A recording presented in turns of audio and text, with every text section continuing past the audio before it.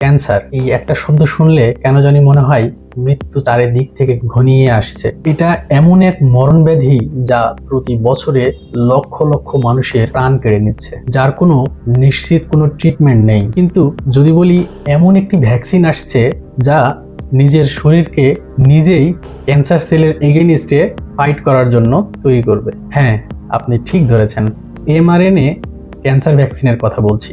MRNA cancer vaccine নিয়ে বিজ্ঞানীরা কাজ করছে, যা ভবিষ্যতে ক্যান্সার চিকিৎসায় অন্যরকম একটি বিপ্লব এনে দিতে পারে। এই ভ্যাকসিন সম্পর্কে আমি বিস্তারিত বলবো, তার আগে একটু বলে নিই ক্যান্সার আসলে কি জিনিস। ক্যান্সারটা বুঝতে হলে আপনাকে আগে টিউমার সম্পর্কে ধারণা থাকতে হবে। আমরা টিউমার মানে কোনো বডির কোনো অংশে আমরা ফুলে যাওয়াকে বলা হয় টিউমার। টিউমার হচ্ছে দুই রকমের হয়, একটা বিনাইন আর একটা ম্যালিগন্যান্ট। তো বিনাইন টিউমারগুলো এমনি এমনি হতে পারে, ওটা ভালো হয়ে যেতে পারে, আবার ওইভাবে থাকলেও কোনো সমস্যা হবে না। কিন্তু ম্যালিগন্যান্ট টিউমার মানেই ক্যান্সার। এই ম্যালিগন্যান্ট টিউমারটা আপনার সারা শরীরে মেটাস্টেসিসের মাধ্যমে ছড়িয়ে যেতে পারে এবং ভয়ঙ্কর একটি পরিস্থিতি তৈরি করে দিতে পারে। এক কথায় যদি ক্যান্সার সম্পর্কে বলতে চাই, ক্যান্সার হলো অস্বাভাবিক এবং অনিয়ন্ত্রিত সেল গ্রোথ, যা অনেক সময় বিভিন্ন রোগের লক্ষণ হিসেবে দেখা দিতে পারে। ক্যান্সার মূলত হয় জেনেটিক মিউটেশনের জন্য। বডিতে কোথাও যখন কোনো সেল সঠিক সিগন্যাল সঠিক সময় মতো দিতে পারে না, তখন সেখানে ব্রেনের সাথে সেলের কন্ট্যাক্ট বিচ্ছিন্ন হয়ে যায় এবং সেল নিজে নিজেই তাদের আনকন্ট্রোল প্রলিফারেশন তৈরি করে ফেলে। এত পরিমাণে গ্রোথ হয় যেটা নিয়ন্ত্রণ করা সম্ভব হয় না। তখন সেখানের জেনেটিক স্ট্রাকচারের পরিবর্তন হয়ে যায়। আর যখন জেনেটিক স্ট্রাকচারের পরিবর্তন হয়ে যায়, তখন হচ্ছে আমাদের শরীর ভাবে যে এটা আমার শরীরের অংশ না, তখন তাকে অ্যান্টিজেন হিসেবে কাউন্ট করে।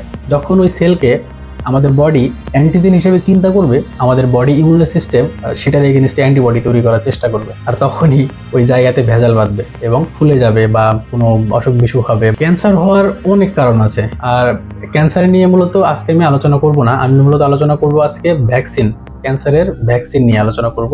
এমআরএনএ বা Messenger RNA.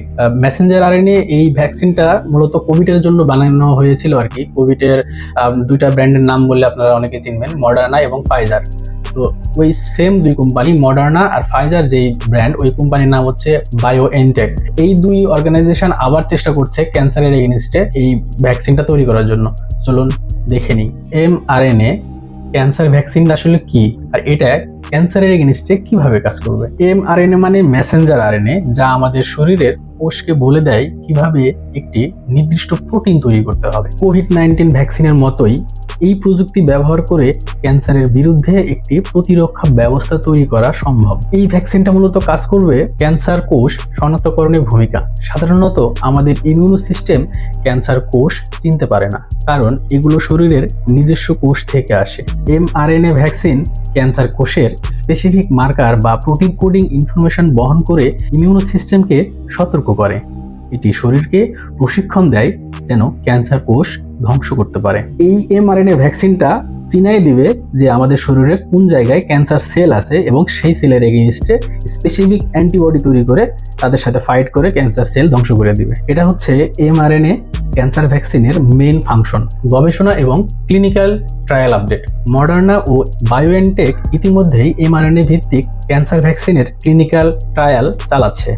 Moderna and mark 2017 সালে তাদের প্রথম প্রাথমিক গবেষণা শুরু করে এবং 2020 সালে ফেজ 1 ট্রায়াল পরিচালনা করে।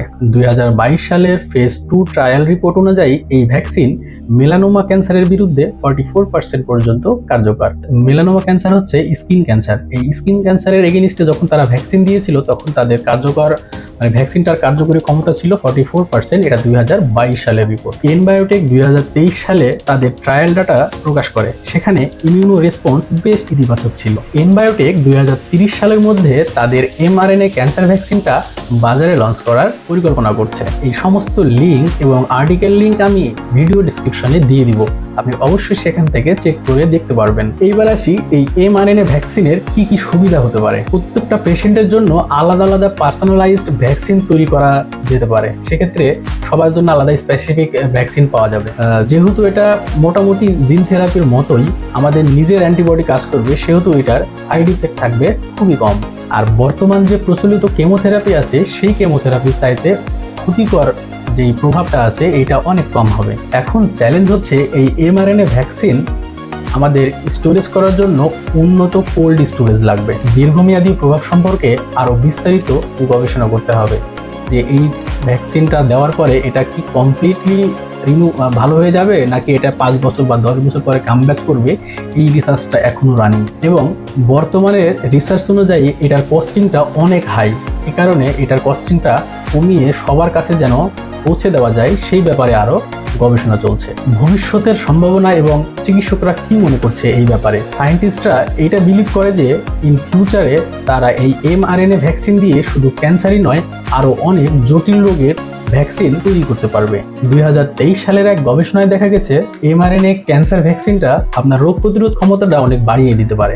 বিশেষজ্ঞরা আশা করছে যে 2025 থেকে 2030 সাল এর মধ্যেই হয়তো তাদের রিসার্চ কমপ্লিট করে ভ্যাকসিনটা বাজারে দেওয়ার জন্য। সো অডিয়েন্স, এই নতুন একটি তথ্য আপনাদেরকে দিয়েছি, এই সম্পর্কে আপনাদের অনুভূতিটা আমাকে অবশ্যই কমেন্টে জানাবেন। আর আমাদের ভিডিওটি ভালো লাগলে অবশ্যই লাইক এবং শেয়ার করবেন, আমাদের চ্যানেলটি সাবস্ক্রাইব করবেন। সবাই অনেক ভালো থাকবেন, সুস্থ থাকবেন। সবার জন্য রইল শুভকামনা। আল্লাহ হাফেজ।